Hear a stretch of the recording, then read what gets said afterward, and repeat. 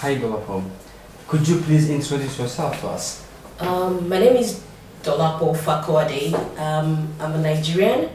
At the moment, I reside in the UK, in the United Kingdom, but I'll be moving to New Zealand to reside there for the next 4 years because of a project I've been given an award for, and also to pursue my PhD in communicating emergency response. And I see a good link there with peace building, and global peace as a whole. Right. What do you think about the workshop? Oh, it's been amazing. The experience has been electric, and the participants have been awesome. And I think workshops like this should be organized more. It shows the level of interest and level of engagement on the level of participants from over 30 countries. It shows that we do have something linking us, and everyone wants peace. Even though you've got people from developed economies countries, and you have people from developing economies country and people from the war-torn region, it's amazing to see that a lot of people do want social change in their community, and it's been wonderful. And I think we should commend the organizers for such an awesome initiative in a place like Turkey. Yeah. What was your activities in the workshop? And the aims?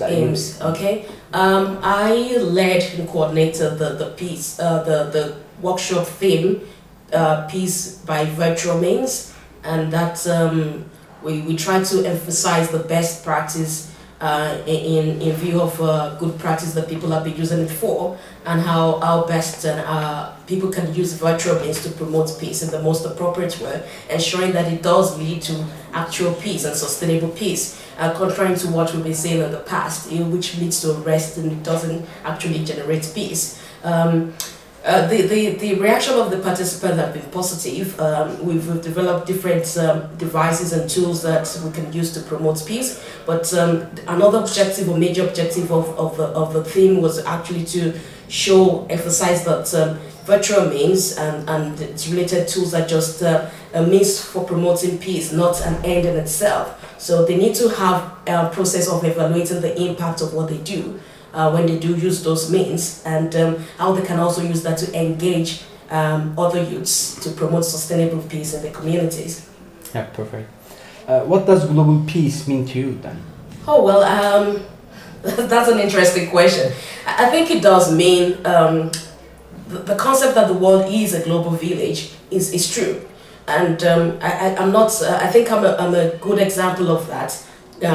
Being an African, growing up in Africa, with a permanent address in the US, and on a company in England, and studying and working also in Asia and Pacific. And the whole fact that the world is a global village and a virtual means making everybody and everyone accessible actually shows that we can actually live with one another in peaceful coexistence. Even though we do have differences or diversity, I like to use them for, our diversity can actually be beautiful, and that can actually unite us when we promote peace through shared interest. So global peace in a nutshell does mean a global world, a world where people can live without fear of persecution, live in a world that is free of war, a world that people can live with security and with freedom of expression. And that's what I think personally global peace does mean to me. Yeah. As you know, our workshop is on youth.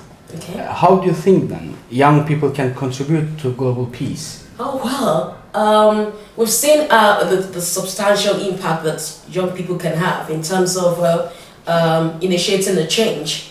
And the energy young people have got, and I think I would read myself again, is amazing. It's continuous. So that needs to be channeled positively towards growth in each community. They need to be involved in the decision-making process. They need to be trained in the appropriate way they need to be skilled and informed in the appropriate way to use those skills in the positive way to develop their community. And I think in the same manner, they can use that to promote peaceful coexistence. I think the fact that we all go to school now, we meet different people there is a good example. They relate with people, they play sport together, football together with different people irrespective of your color, race, tribe, orientation. And I think the same approach can actually be brought into promoting peace, and that's the role young people play in actually showing that peace can be promoted and beyond barriers, beyond limitations, beyond orientation.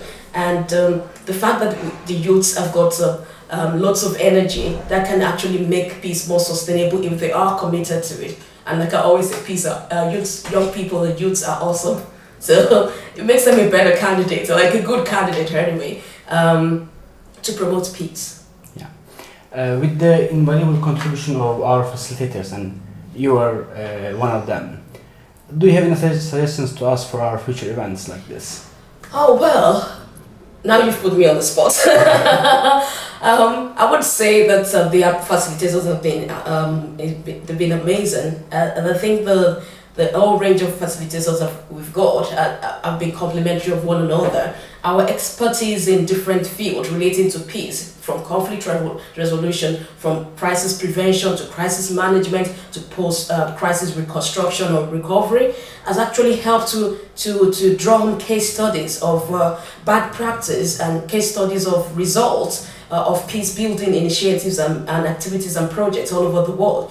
And I think that's why a lot of the participants could actually connect with the facilitators and go away with good things, especially majority of the participants achieving the objective of attending this workshop. So I think in future, the approach for selecting the facilitators should actually be used. And I think having people from more regions complementing the whole scope can also help some of the youths to engage in future.